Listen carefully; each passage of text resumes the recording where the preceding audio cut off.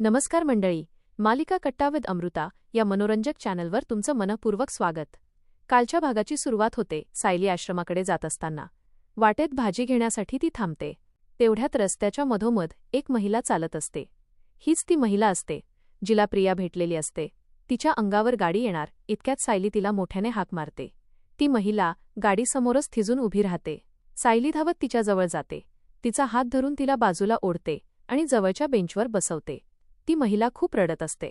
सायली तिला शांत करत विचारते, काय करत होतीस तू? तुला गाडी येताना दिसली नाही का? जीव गेला असता तुझा. त्यावर ती महिला म्हणते, जाऊ द्यायचं होतं मला आता जगायचंच नाही. माझ्यासाठी सगळंच संपलं आहे. एकदा स्वतःला संपवलं की माझी सुटका होईल.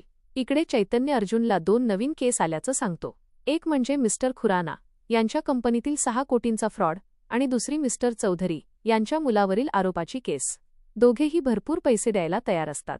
पण अर्जुन म्हणतो, या केस कोणीही लढेल. मला त्या गरजू लोकांच्या फाईल्स काढून दे ज्यांच्याकडे वकिलांना पैसे देण्याचीही ऐपत नाही. आजपासून अशाच केसांना मी प्राधान्य देणार आणि त्या पूर्णपणे मोफत लढणार. चैतन्य त्याला फर्मच्या तोट्याची आठवण करून देतो.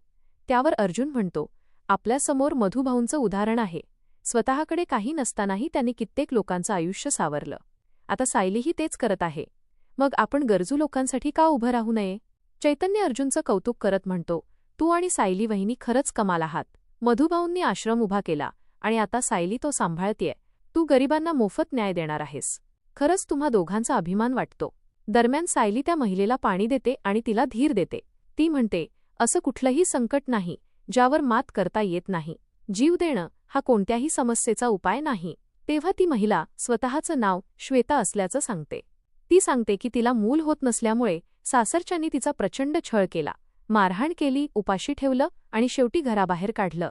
माहेरी आई घरकाम करते, वडील आजारी आहेत, त्यामुळे तिथेही परत जाण्याची तिची हिंमत होत नाही. सायली तिला विचारते, आता कुठे जाणार आहेस? श्वेता म्हणते, माहीत नाही, म्हणून तर जीव द्यायला निघाले होते. सायली तिला आश्वासन देते, माझे मिस्टर वकील आहेत, ते तुला नक्की न्याय मिळवून देतील. मात्र श्वेता म्हणते, मला न्यायापेक्षा काम हवं आहे. स्वाभिमानाने जगायचं आहे. मला काम मिळालं तर मी स्वतःचं आयुष्य उभं करू शकेन. हे ऐकून सायली म्हणते, तुला कामही मिळेल आणि डोक्यावर छप्परही, पण पुन्हा कधीही मरणाचा विचार करायचा नाही. श्वेता तिचे आभार मानते आणि सायली तिला आश्रमात घेऊन जाते. इकडे अर्जुन चैतन्याला सांगतो की त्यांनी केलेलं काम हे कौतुकासाठी नाही तर कर्तव्यासाठी आहे. चैतन्य मात्र म्हणतो की अशा चांगल्या विचारांचा परिणाम त्यांच्या होणाऱ्या बाळावरही होणार आहे. त्यावर दोघांमध्ये हलकी-फुलकी गंमत रंगते. यानंतर अर्जुन मोफत लढाईच्या केस पाहतो. एका महिलेचा मूल होत नसल्यामुळे छळ होत असतो, तर दुसऱ्या महिलेला हुंड्यासाठी त्रास दिला जात असतो. अर्जुन म्हणतो, 2026 मध्येही अशा घटना घडत आहेत. ही आपल्या समाजासाठी खूप लाजिरवाणी गोष्ट आहे. दोघेही त्या केसवर काम सुरू करतात. सायली श्वेताला आश्रमात घेऊन येते. मधुभाऊ तिचं प्रेमाने स्वागत करतात आणि म्हणतात, हे तुझंच घर समज, इथे तुला कोणताही त्रास होणार नाही. श्वेता भावूक होत म्हणते, आज सगळं संपलं असं वाटत होतं, पण सायलीताई भेटल्या आणि आता वाटतं देव खरंच असतो. मधुभाऊ सांगतात की सायलीवर नवीन जबाबदारी आली असल्यामुळे त्यांनाही मदतनीसाची गरज होती. श्वेता आनंदाने काम करण्यास तयार होते. यानंतर सायली मधुभाऊंना आश्रम राज्यस्तरावर नोंदणी करण्याचा अर्जुनचा प्लॅन समजावून सांगते. त्यामुळे सरकारी अनुदान मिळू शकतं. हे ऐकून मधुभाऊ खूप आनंदी होतात. दुसरीकडे तुरुंगात सचिन आणि राकेश नागराजला भेटायला येतात. प्रिया आखत असलेल्या नव्या कटाची माहिती ते त्याला देतात.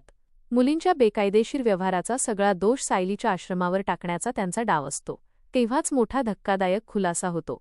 सचिन सांगतो की प्रियाने श्वेतालाच आश्रमात पाठवलं आहे, म्हणजे आता आश्रमात घडणारी प्रत्येक गोष्ट प्रियापर्यंत पोहोचणार आहे.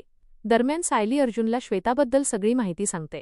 अर्जुन तिचं कौतुक करत म्हणतो की लोकांची मदत करणं हेच जणू तिच्या जन्माचं उद्दिष्ट आहे. पुढे आश्रमात सगळे एकत्र जेवायला बसतात.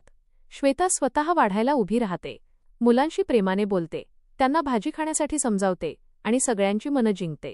तिने केलेली खीर खाऊन मधुभाऊ तिचं भरभरून कौतुक करतात. ते ऐकून श्वेताच्या डोळ्यात पाणी येतं. ती सांगते की सासरी कितीही चांगला स्वयंपाक केला तरी तिला कधी कौतुक मिळालं नाही. त्यावर मधुभाऊ म्हणतात, आता कौतुकाची सवय करून घे. या घरात प्रेम आणि आपुलकीला कधीच कमी पडणार नाही. दुसरीकडे सायली आणि अर्जुन त्यांच्या होणाऱ्या बाळाबद्दल गोड गप्पा मारतात. दोघं ठरवतात की आजपासून बाळासाठी पत्र लिहायचं. बाळ मोठं झाल्यावर ही सगळी पत्र त्याच्यासाठी एक सुंदर आठवण ठरणार असतात. हा प्रसंग खूपच भावनिक आणि सुंदर दाखवण्यात आला आहे. रात्री सायलीला अचानक भूक लागते. अर्जुन तिचे डोहाळे प्रेमाने पूर्ण करण्याची तयारी दाखवतो. सायलीला मोतीचूरचे लाडू खायची इच्छा होते आणि दोघांमधला हा गोड संवादही मन जिंकून जातो. शेवटी प्रिया तुरुंगात विचार करत असते की जेलमध्ये राहून किती दिवस प्लॅनिंग करणार. तेवढ्यात एका कैद्याला किडनी स्टोनमुळे हॉस्पिटलमध्ये नेत असल्याचं ती ऐकते आणि त्याच क्षणी तिच्या डोक्यात तुरुंगाबाहेर पडण्याची एक नवी कल्पना येते. याच उत्कंठावर्धक वळणावर आजचा भाग संपतो. तुम्हाला आजचा भाग कसा वाटला? श्वेता खरंच निरागस आहे की प्रियाची प्यादी?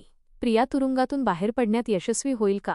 आणि तिचा पुढचा डाव सायलीच्या आश्रमासाठी किती धोकादायक ठरणार? तुमचं मत आम्हाला कमेंट करून नक्की सांगा. अशाच हटके, सोप्या आणि मनोरंजक मालिकांच्या अपडेटसाठी मालिका कट्टा विथ अमृतासोबत जोडलेले रहा. व्हिडिओ आवडला असेल तर लाईक करा, शेअर करा आणि चॅनलला सबस्क्राईब करायला अजिबात विसरू नका. धन्यवाद.